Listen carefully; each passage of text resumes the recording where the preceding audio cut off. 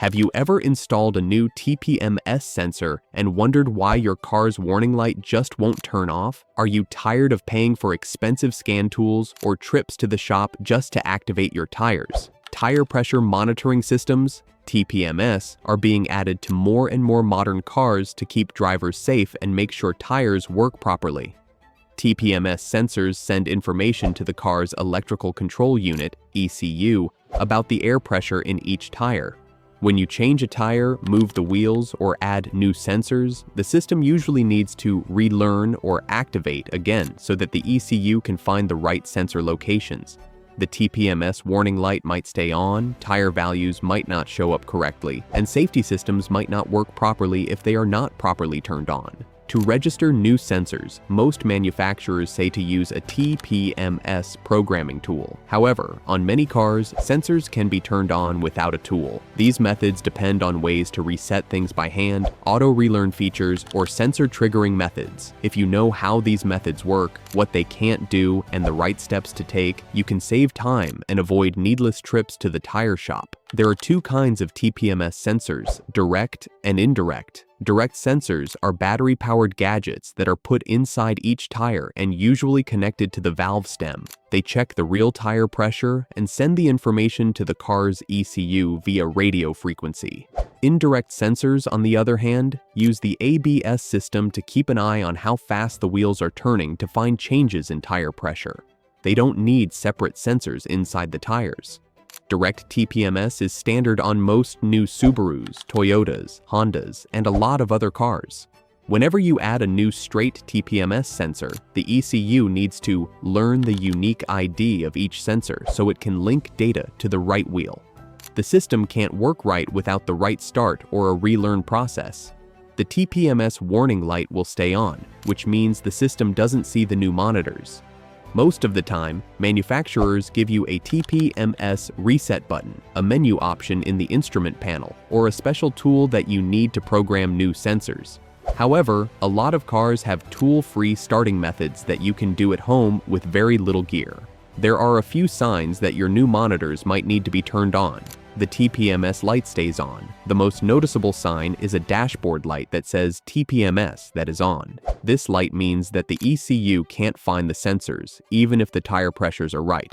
Incorrect or missing tire pressure numbers. After installing a new sensor, vehicles with digital displays may not show individual tire pressures or may show numbers that are wrong.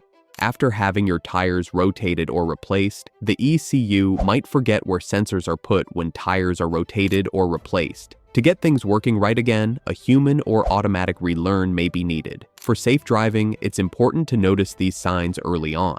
Driving with a TPMS that doesn't work right could cause your tires to be underinflated, use more gas, and wear out faster, as well as pose safety risks. There is usually a TPMS reset button under the steering wheel, in the glove box, or inside the center panel of many cars.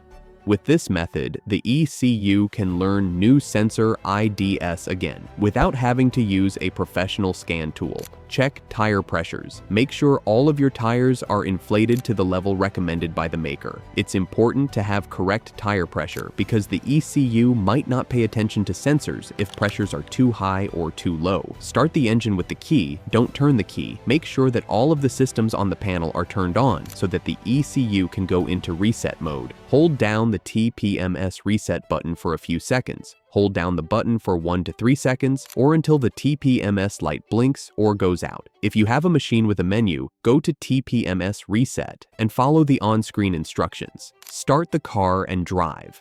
Once the reset is complete, drive the car at speeds above 25 to 30 miles per hour, 40 to 50 kilometers per hour, for 10 to 20 minutes.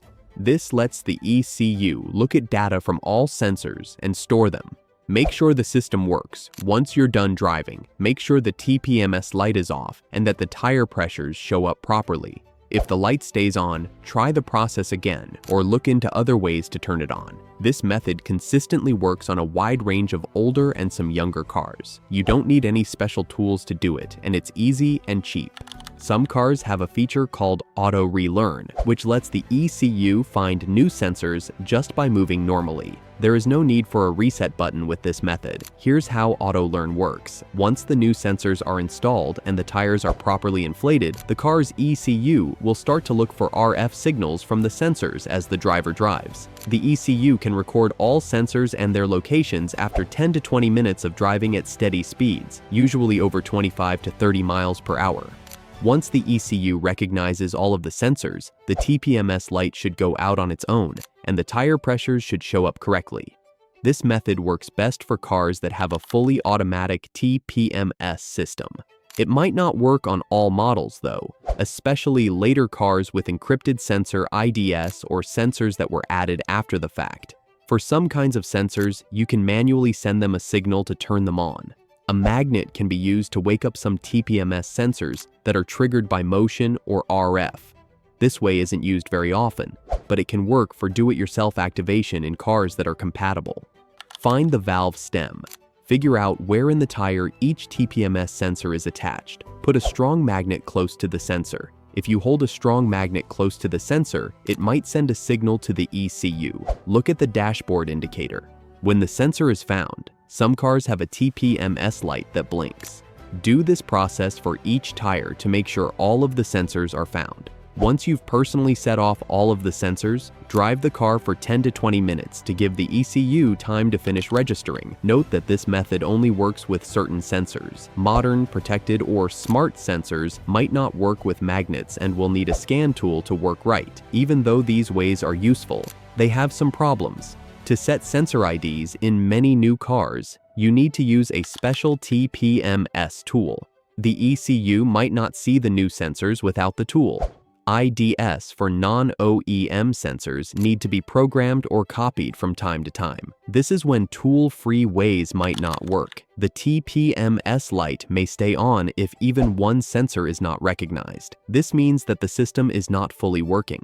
Being aware of these limits helps you set reasonable goals. It's possible for hand reset, auto relearn, and magnet triggering to work in some situations, but not in others. Make sure that all of the sensors or wheels are mounted correctly and securely. Use a good pressure tester to make sure all of the tires are inflated to the right level. Turn the key in the ignition to on, but don't start the car yet. If you can, use the TPMS reset button or menu and hold it down until the TPMS light blinks or turns off. Drive the car at speeds above 25 to 30 miles per hour for 10 to 20 minutes to let the ECU learn all of the sensors. Optional magnet method. For sensors that work with this method, put a strong magnet next to each valve stem to turn on the sensor while the car is running. Check system status. Make sure the TPMS warning light is off and the tire pressures show up properly. A professional TPMS scan tool is the best way to fix the problem if the TPMS light stays on no matter what you do, or if the car has encrypted or aftermarket sensors. These tools can check the signal strength of each sensor and read its ID. You can program new sensors and put them in certain tire places. Find problems with the system and accurately reset the TPMS warning lights. Do-it-yourself ways can save you money, but having access to a TPMS programming tool makes sure that you follow all of the manufacturer's instructions and stops the system from failing to activate over and over again. If this video helped you learn how to activate your TPMS sensors without a tool, hit that subscribe button and turn on notifications so you never miss another money-saving car tip.